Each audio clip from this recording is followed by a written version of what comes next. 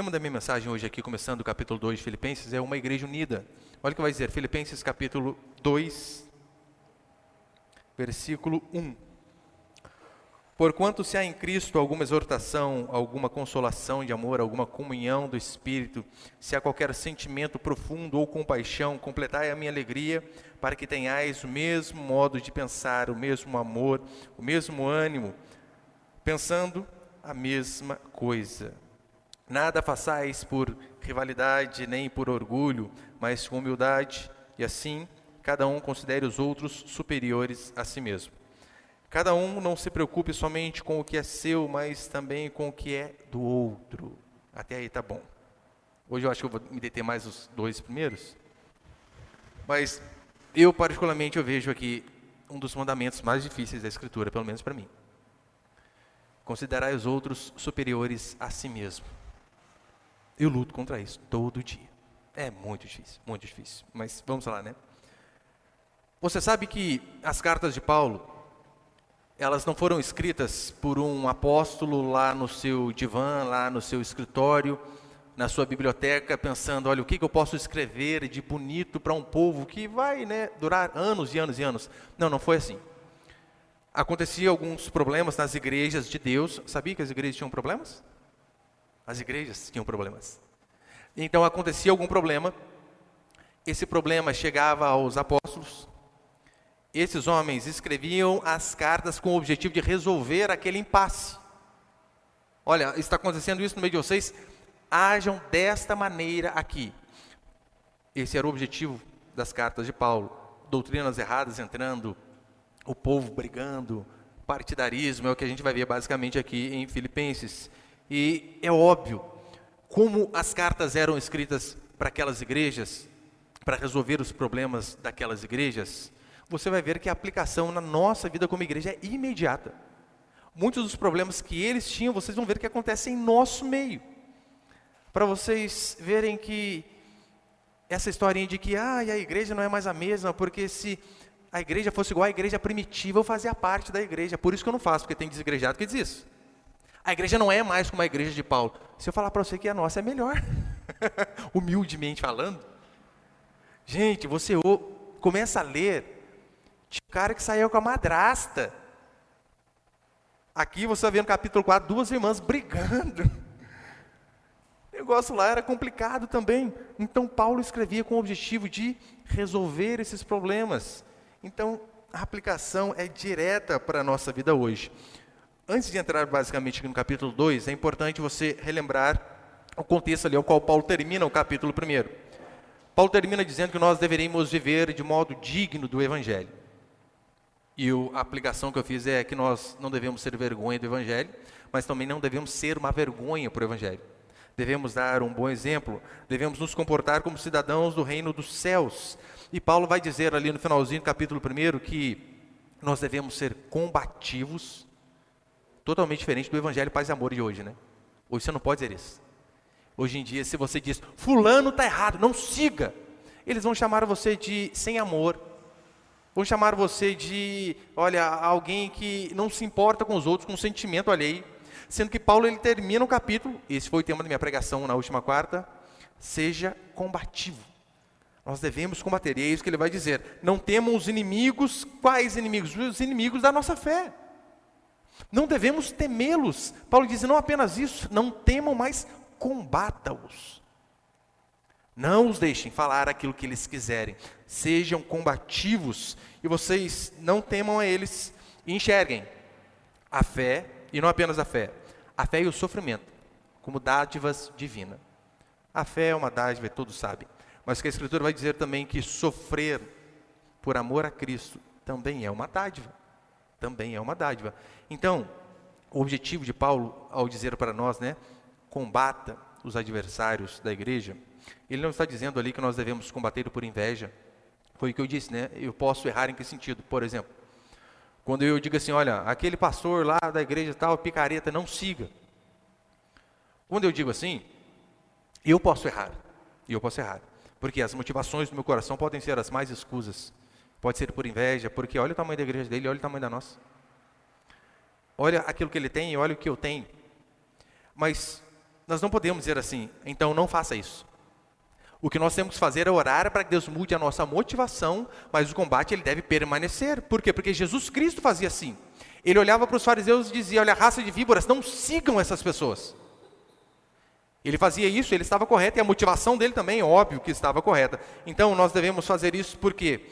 Porque nós devemos preservar a integridade do Evangelho. É defender mesmo. Preservar a integridade do Evangelho, preservar o testemunho da igreja. E aqui, no capítulo 2, ele vai começar a falar sobre a importância de preservar a unidade da igreja. Da igreja andar coesa, de não ter grupinhos, partidarismo, de não ter divisões. Na igreja é isso aqui que Paulo vai começar a combater. E ele começa elogiando os cristãos de Filipos. Olha, vocês têm exortação, amor, consolo, comunhão. E vocês, por mais que vocês tenham essas imensas qualidades aí, há alguns problemas que a gente precisa resolver. E um dos problemas que havia aqui é que os irmãos estavam desunidos. Estava tendo uma certa briguinha ali. Então Paulo escreve dizendo, olha, vocês são uma bênção, mas há algumas coisas que precisamos corrigir.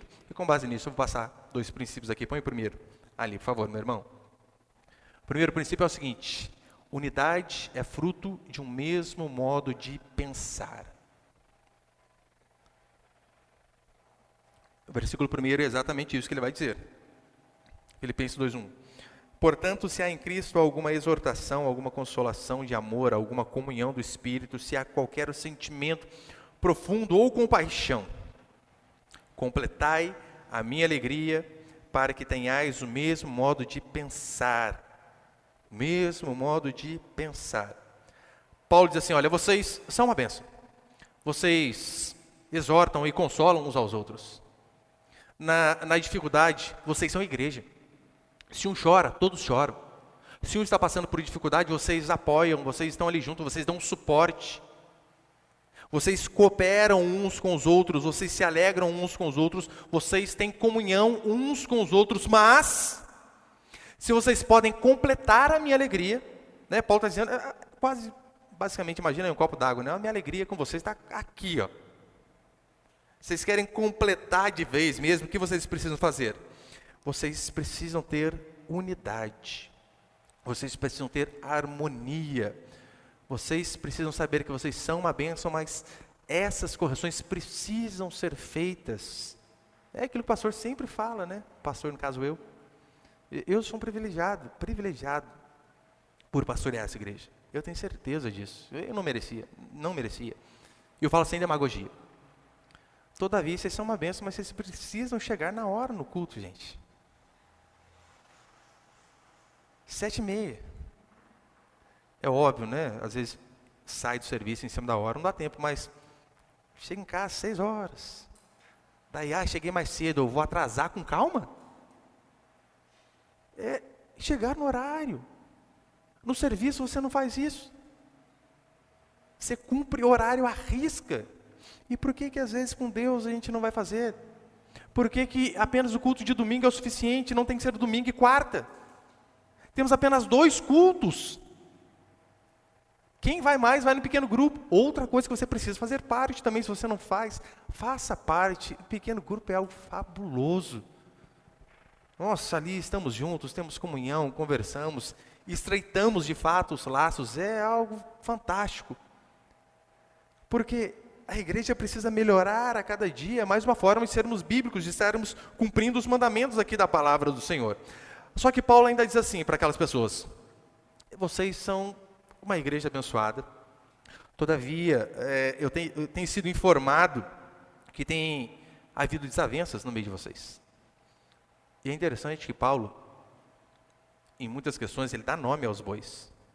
Ele não usa, né, o falaram, né? Sujeito indeterminado, falaram para mim que está acontecendo tal coisa. Não. Biblicamente, nós resolvemos as coisas assim. Essa semana, uma moça me dizia, pastor, fala com meu marido, mas não fala que fui eu que falei. Eu falei, não vou falar, claro que não vou. Como que eu vou chegar para ela, criatura? E vou falar assim, falaram para mim. Só ele sabe. O padrão de se resolver é, fulano me falou que aconteceu isso. Isso aí não é ser cagueta, não é ser X9. Quando você procura um pastor, você está procurando ajuda. Quando você procura o seu líder de pequeno grupo, você está procurando ajuda. Então, olha, contaram, fiquei sabendo como, tem uma bola de cristal em casa? Adivinha as coisas? É assim que se resolve. Paulo, ele vai dizer assim, olha, tenho ouvido que há contendas no meio de vocês, pelos da casa de Clói. Dá o nome de quem falou, ó, foi aquele povo lá. E não vem ficar bravo com eles não, eles falaram, eles estão certos, eles querem o melhor para vocês. Então vocês precisam mudar. E é interessante que Paulo, ele vai dizer que estava havendo uma certa desavença ali. Eu coloquei Filipenses, põe ali, por favor, Filipenses 4:2. Não tem?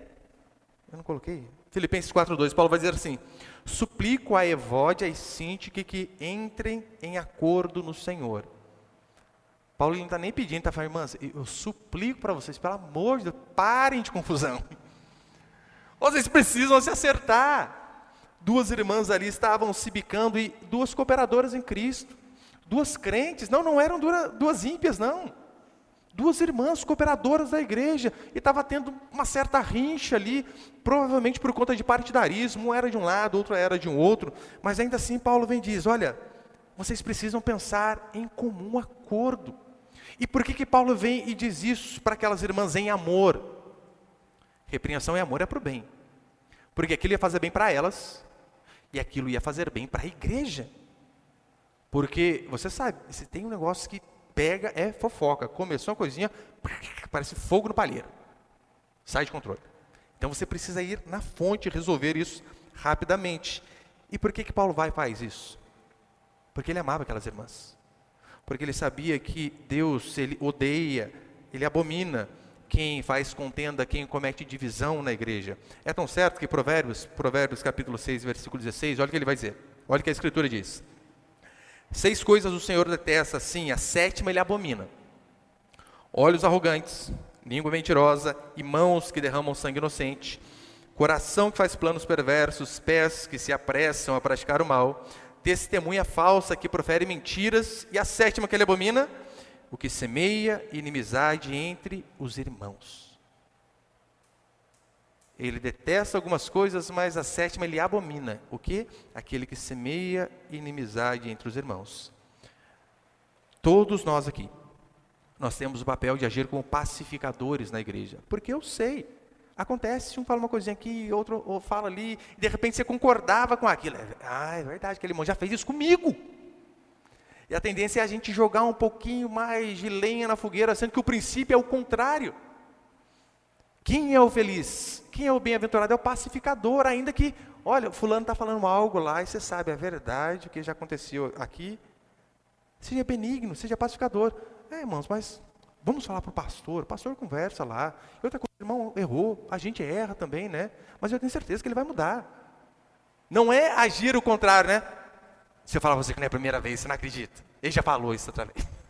E você vai, às vezes, colocando aquelas coisinhas ali, as coisas acabam piorando. Em Efésios 5, Paulo vai dizer que divisão é fruto da carne, que é um pecado grave. E é tão sério que ele coloca pessoas que fazem divisão do lado de idolatria e feitiçaria. Põe Efésios ali, por favor, Miguel. Efésios 5, 19, vai dizer assim: as obras da carne são evidentes, a saber, a imoralidade, impureza, indecência, idolatria e feitiçaria.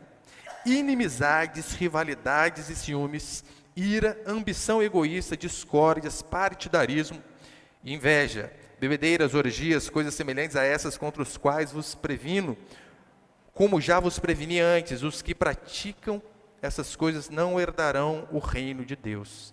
Ele põe feitiçaria do lado de idolatria, do lado daquele que pratica a inimizade, que se ira contra o próximo, do ciumento. E ele diz, essas pessoas que praticam esse tipo de coisas e não se arrependem, porque às vezes pode acontecer de praticarmos, errarmos, então se formos exortados, o que se espera é que venhamos a nos arrepender e mudar. Mas a Escritura diz que depois de confrontado, se a pessoa não muda, não é crente. Já foi falado, já foi conversado, já foi mostrado o erro, e ainda assim a pessoa continuou, não é crente não. Precisa haver de nossa parte um esforço, e quando eu falo de nossa parte, de todos, um esforço para manter a unidade da igreja. Por quê? Ora, porque a igreja é imperfeita. Você não vai achar a igreja perfeita, você sabia disso, né? Revelação agora para você, você não vai achar. O dia que você achar uma igreja perfeita, pelo amor de Deus, não vá para ela. Porque o dia que você entrar, você acaba estragando a igreja, porque você não é perfeito. Então não há igreja perfeita, e nós devemos lembrar sempre que as pessoas erram, nós erramos, então por amor nós devemos nos perdoar mutuamente. Se eu não errei com você, que está aqui, o que é muito difícil, já devo ter errado. Se eu não errei, eu vou errar. E então a sua união com a igreja é até quando? É até o pastor errar? É claro, né? Não é qualquer errinho. Estou dizendo, o pastor roubou a igreja, saiu com mulher da igreja, Deus o livre, né? Eles têm que meter o pé mesmo. Mas os erros normais, que você comete também. Você acha que não acontece? De errar? Já. Eu já marquei aconselhamento com um casal no salão da igreja, com um filho pequeno, 2h30 da tarde, no sol de rachar, e esqueci de vir. Esqueci. Pastor, a gente está 1h30 esperando. Falei, nossa, Deus do céu. Já era. Pastor erra? Pastor erra. Já esqueci. Já erraram comigo? Nossa, de monte. Porque vocês têm que pensar o seguinte, vocês têm um pastor para errar com vocês. Olha o tanto de ovelha para errar comigo. Uma vez eu estava na casa do irmão e os irmãos aqui da igreja são muito generosos. Onde eu vou, eles põem comida. Por isso que é difícil manter a forma, né? E às vezes eu saio de casa e faço 3, 4, 5 visitas e todo lugar que eu vou eles põem uma coisa para comer. Então chega na quarta, na quinta, eu já estou estufado, já nem aguento. E às vezes eu não quero comer, mas eu faço aquela forcinha, porque eu sei, senão a pessoa fica brava, né? Daí eu estou lá, sentado à mesa. Na hora que eu fui colocar, não lembro o que era na boca assim, o irmão disse, pastor, bom que vida de pastor não precisa nem fazer compra mais, é só ficar comendo na casa dos outros. Ai, Deus, travou até a garganta assim.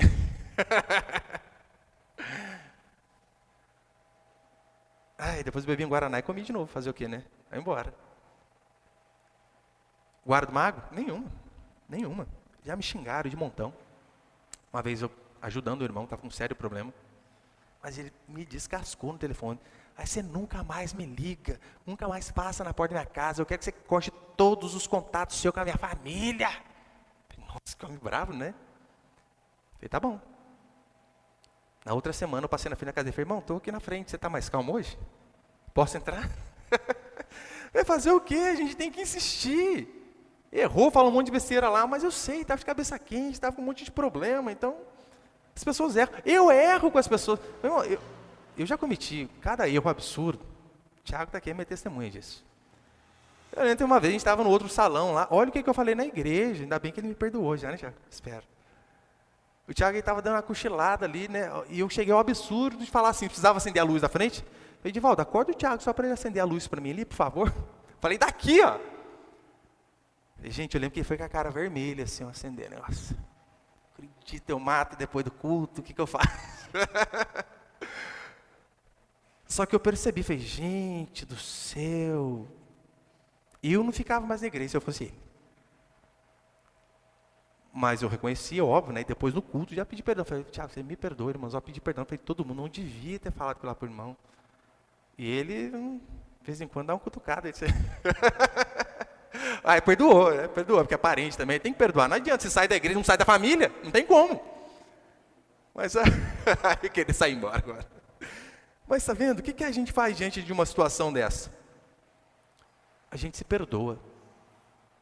A gente se perdoa e a gente continua andando junto. A gente alinha os pensamentos e bola para frente. Efésios capítulo 4.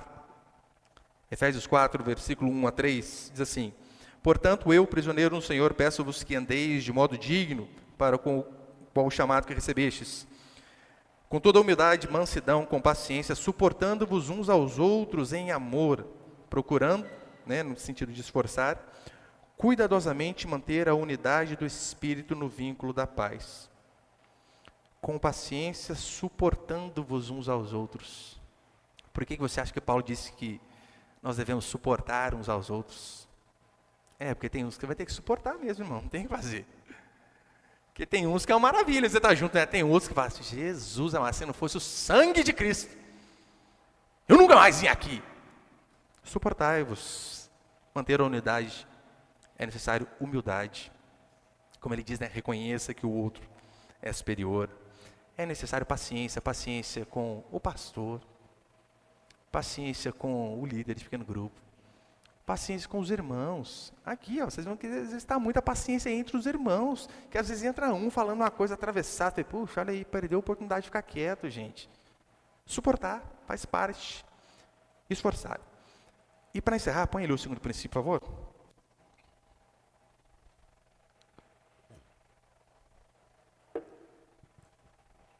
Segundo princípio, pensem concordemente, no sentido de pensem em concordância. O que Paulo quer dizer com pensar em concordância? O que é o mesmo modo de pensar, como ele diz aqui, né, no versículo 1 e 2. Ele não está dizendo que nós devemos ter exatamente os mesmos gostos, torcer para o mesmo time, andar igual. Não tem nada a ver com isso, não é isso. Mas é querer, desejar, se esforçar para quê? Para vencermos as diferenças. Sim, isso você vai ter que fazer na vida da igreja. Isso você vai ter que fazer em qualquer lugar, no trabalho. Você vai ter que se esforçar para vencer as diferenças com outras pessoas. No casamento, você não casa com igual, não tem como, né? Casou homem e mulher, um teve uma criação, outro teve outra. Então, se vocês não se esforçarem para vencer as diferenças, pode ver, via de regra, a gente vê casal, é quase que um é o oposto do outro, não é? Às vezes a irmã é mais quietinha, o marido fala para os cotovelos. Às vezes é o contrário, né? A mulher que fala muito, o marido fala menos. Você tem filhos, às vezes mais de um, sai da mesma fábrica, é tudo diferente. Então nós precisamos nos esforçar, né? Desejar para vencer as diferenças, com o objetivo de caminhar junto. É por isso que a Escritura vai dizer assim em Amós 3:3. Andarão dois juntos, se não houver entre eles acordo. A paixão no casamento é importante. Só que para que o casamento se mantenha é necessário o acordo. Pensar a mesma coisa, ter valores iguais. Na igreja também. Ainda que tenhamos gostos diferentes, pensamentos diferentes em diversos casos, é necessário que nós venhamos a pensar naquilo que é essencial da forma correta, né? Pelo menos naquilo que é mais essencial, pensarmos iguais. Ó, via de regra, né? Via de regra não, todo final de semana, como funciona? Eu e minha esposa, nós nos arrumamos para vir ao culto. Os meus vizinhos, final de semana, eles se arrumam para beber, juntos. Mas juntos. Por isso que eles dão certo, né? Até na bebedeira lá tá junto. Então, se os dois buscam a Deus, se os dois buscam o Zé Pilintra, vão para o bar, ainda estão tendo ali um pensamento convergente. Eu e você precisamos lembrar que na igreja muito mais. Quando você chega à igreja, você deve analisar, né? Se é uma igreja séria, se é uma igreja bíblica, quais tipos de doutrina a igreja tem. Ainda que você tenha uma divergência aqui e outra acolá, você deve pensar, aquilo que é central, nós pensamos igual? Se sim, olha, que dia que é o culto? É quarto domingo? Vou quarto domingo. Pequeno grupo tem? Vamos participar. Como que é o relacionamento antes do casamento? É assim? Tem base bíblica? Vamos fazer. Vamos pensar concordemente, que eu e você venhamos a entender que, se assim não fizermos, não há igreja que avance. Não há igreja que permaneça. Se não procurarmos vencer as diferenças, é necessário que você, às vezes, mesmo tendo determinado gosto, por amor ao outro, você se abdique daquilo que você gosta. Por quê? Por amor ao próximo. Paulo vai dizer, olha, vocês precisam ter o mesmo amor uns pelos outros, porque esse é o resumo da lei, né?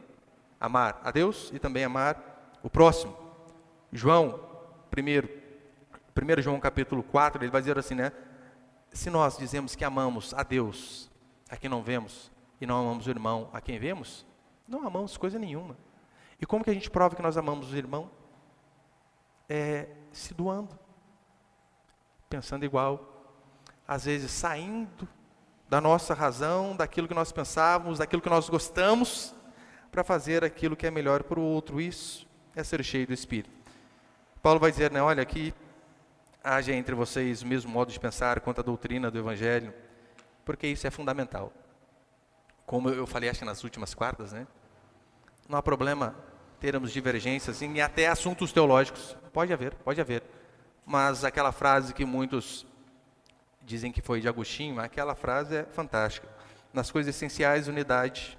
Nas não essenciais, liberdade. E em todas, caridade. Caridade no sentido de amor, né? Naquilo que é essencial, a gente pensa a mesma coisa. A salvação é com base em quê? Apenas pela fé. Não é a fé mais o sábado, não é a fé mais a circuncisão, não é a fé mais ir para a Aparecida a pé, dia 12 de outubro, não.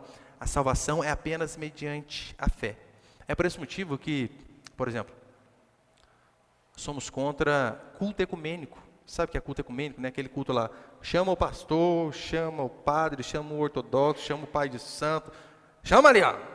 O que importa é todo mundo estar aqui junto. E eles vêm com aquele papinho de, olha, a doutrina divide, o amor une. Mentira! Se o amor é baseado na verdade, eu prego A e o fulano prega B, daí você imagina, está um judeu e um muçulmano do lado. Não, a doutrina divide. Mas calma aí, esse aqui quer explodir o outro. A verdade é o mais importante. Paulo queria que eles completassem a sua alegria vencendo essas diferenças. Ele vai dizer que aquela desunião estava acontecendo basicamente por conta de orgulho e por conta de egoísmo. Sobre isso eu falo semana que vem. Você pode ficar de pé aí por um instante, por favor?